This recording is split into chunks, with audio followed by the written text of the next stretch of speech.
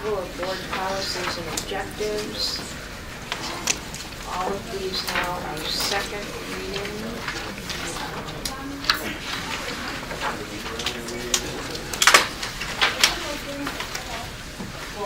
6.1 is the establishment of regular meeting dates, times, and places. The October board meeting, we had discussed whether or not to hold meetings, 2 meetings at South Lake and 1 at Lake Shore, or to go to 1 and 1. We didn't have a consensus, and I believe the administration has some information for us regarding cost to present before we take a look at the calendar. Is that correct? Yeah, as we noted on 6.1.1, we are bringing you some information, so I'll ask David to help me out here on this, but our estimate of the costs essentially are about $980 if you're going to Lakeshore for a meeting, and about $700 to South Lake. Some of that is the mileage for the administrators traveling there. Some of that is a small amount of that's technology cost. So that gives you a sense of that issue in the scheme of things. No extra setup charges or food charges? Well, we have the same. Why don't you go ahead? Yeah, pretty much the cost of the meeting is fixed at all of the locations.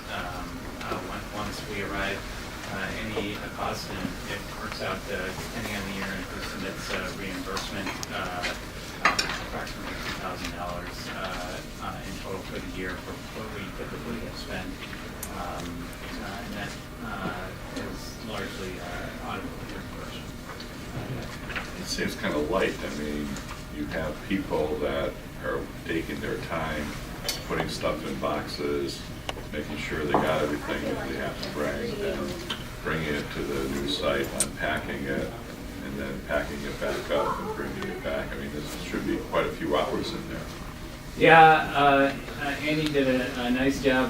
He took a stab at just guessing how many hours goes into this. It's pretty difficult to do without actually having people log their hours and do some estimating from there. But I don't know, we threw on an annual basis about 192 hours that goes into out of all staff, not just one person. Is that included in $900 then, $980? We consider that a sunk cost. Yeah. Sunk cost. Well, you know, Richard, you're right in the sense you're having a lot of people in the car that wouldn't be in the car, but our folks drive around to these locations for different meetings all the time. But yeah, there would be folks time in the car, and of course we're making and phone putting in calls. Boxes, taking out of boxes, Right, and putting right. in boxes, and taking That out kind of of- boxes. And So the there's some other, technology that we you know, have at, like at Lakeshore, I mean, we have microphones that are set Yeah. up here. There's an individual that is, you're responsible for setting that up. We don't do that when we're here. I don't find these costs that you're giving us to be anywhere near being realistic. Yeah, that's why the cost is a little higher at Lakeshore. Is their technology person does stay in the evening, where we have a second shift person. Yeah, I think your costs are pitiful. well, let's even assume that we doubled the cost there. That's the issue is still what the board wants to do to go to those locations. I guess I would say even if you double the cost, it's not actually prohibitive for us. I mean, you might want to consider that, but. And if if we felt the cost was too high from administrators traveling, we could find ways to cut that cost, certainly, in terms of who came to the meeting, who traveled. So I think the issue too is, does the board, and I think what you're getting at, there is everybody getting to that location and setting up and traveling to that, sure. Everybody moving. Let me just voice something I said before. If we had a satellite campus that there was one instructor each week that gave a course in XYZ, to say, well, the board ought to go there and just see the operation and have a meeting. But we consider, I think, that we have 3 campuses, not satellite, not subordinate, not hanging out in the woods someplace. So it seemed to be reasonable to have the board present at least occasionally with meetings at these other campuses that where we are today. I also would like to voice an opinion as far as while we're in the process of starting new construction at the Lakeshore campus, I think it's important that the board have some presence, more than one meeting per year. And maybe we could revise that after the construction is complete. But I think it's important that we have some sort of official presence there while the construction is being done. We're also constructing in South Lake. But what I think of is that the intent is to grow these campuses, to grow the programs there and to grow the enrollment there. I mean, if you have 3 campuses, you have 3 campuses. They're part of the college. It's not like we're in a rural area where they're 500 miles apart. I mean, I don't understand why it's a problem. I think that we should make these people feel like they're more in the fold. And it is a little inconvenient for me personally, I guess, or some people, but, you know, once you decide to have these campuses, then you should recognize that they're part of the whole organization. I think that we should have these meetings there.